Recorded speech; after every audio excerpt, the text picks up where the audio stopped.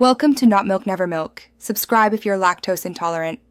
In this video, I will explain how to use a PlayStation 4 controller to play FC Mobile. First, ensure your PlayStation 4 controller has sufficient charge. Next, activate Bluetooth on your mobile device.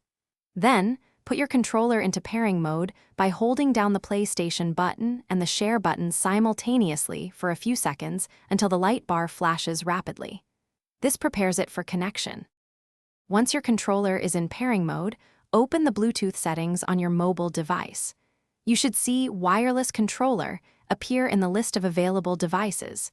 Tap on it to initiate the connection. A solid light on your controller indicates a successful pairing. This step establishes the wireless link between your controller and phone, readying you for gameplay. With your controller now connected, launch the FC Mobile application.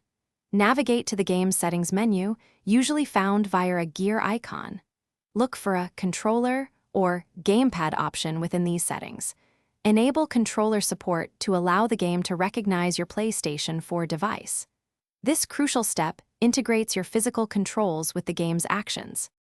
Finally, explore the in-game control customization options. You can often remap specific actions to different buttons, tailoring the layout to your personal playstyle. Experiment with various configurations to find what feels most comfortable and responsive. Using a PlayStation 4 controller can significantly enhance your precision and overall enjoyment, offering a more console-like experience on your mobile device. Thanks for watching. If this was helpful, leave a like and consider subscribing. See you next time.